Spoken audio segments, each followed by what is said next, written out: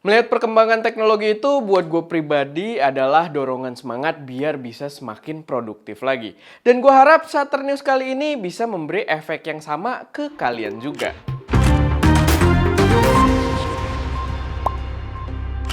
Episode Saturn News kali ini disupport oleh toko kamera online kamera.co.id. Informasi pertama, di minggu lalu Apple meluncurkan beberapa produk yang gua rasa cukup berkaitan dengan dunia produksi sendiri. Paling heboh adalah pengumuman VR terbaru mereka yang diberi nama Apple Vision Pro, yang bisa dibilang dia taking VR to the next level. Mungkin bakal bikin kita punya kayak semacam private editing room dimanapun, begitu juga private home theater yang malah mungkin bisa bikin kita tambah prokes gila-gilaan gitu ya, semakin menunda-nunda. Tapi buat editing harusnya dengan suasana kayak teater makin menggoda juga kali ya, bikin kita tambah produktif. Dia bahkan bisa rekam stereoscopic 3D video secara langsung, walaupun ya implementasinya agak aneh sih kalau kita ngerekam pakai VR-nya gitu ya. Jadi kelihatan kayak freak banget, tapi ya tetap teknologi yang cukup menarik. Dan buat informasi harganya sendiri katanya bakal mulai dijual itu di 3.499 US dollar. Atau kalau kita cuma konversiin aja ke rupiah itu di 52 juta rupiah. Dimana kalau masuk Indo ya harganya mungkin bakal nyentuh 70-80 juta mungkin. Tapi ya kurang lebih seperti itu. Gua pribadi pengen banget buat nyobain. So, karena harganya sangat tinggi, sebelum benar-benar dijual di Indonesia, mari kita semakin produktif lagi. Lalu nggak cuma VR aja, Apple juga meluncurkan laptop yang menurut gue cukup menarik. Karena ini adalah jajaran yang sebenarnya gue pribadi tunggu-tunggu juga. Tapi akhirnya gue udah beli MacBook Pro duluan, yaitu yang baru diluncurkan di sini adalah MacBook Air M2 15 inch. Dimana ini adalah laptop 15 inch tertipis di dunia dengan kemampuan editing yang sangat mumpuni. Karena ini adalah M2 chip laptop gitu ya, Apple Custom Silicon yang memang buat running video editing pun kuat banget. Gue lumayan ngiri ya, karena sekarang ada laptop dengan Apple Silicon yang layarnya lebih gede dari MacBook Pro 14 gue dan tetap sangat enteng buat dibawa-bawa. Dimana harusnya dia lebih enteng dari MacBook Pro 14 inch gue, walaupun layarnya lebih gede, tapi dia bener-bener tipis banget. Harganya sendiri juga lumayan oke menurut gue, startnya itu di 1.299 US dollar aja.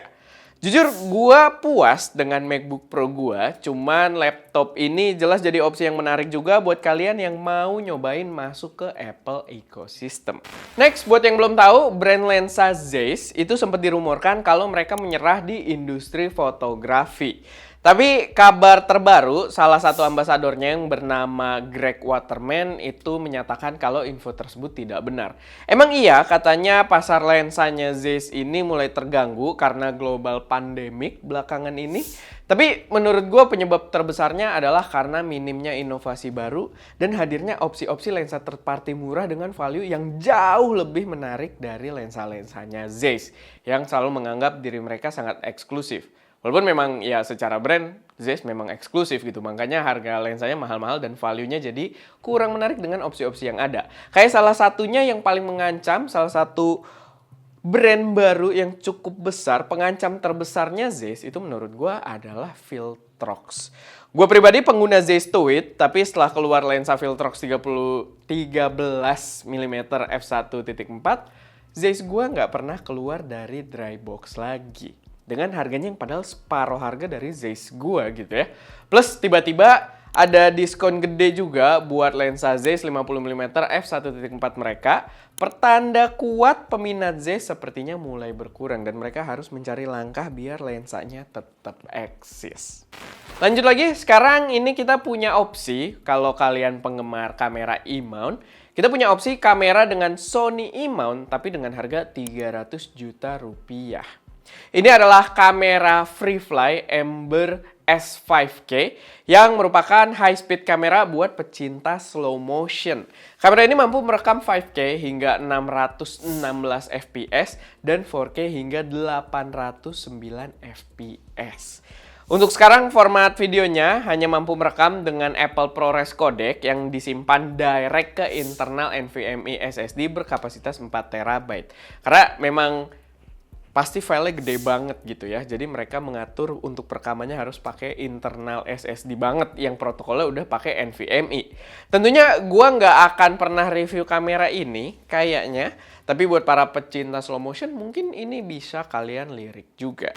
Terakhir, ini ada Sigma yang meluncurkan lensa ultrawide dengan bukaan besar yang cocok banget buat astrofotografi.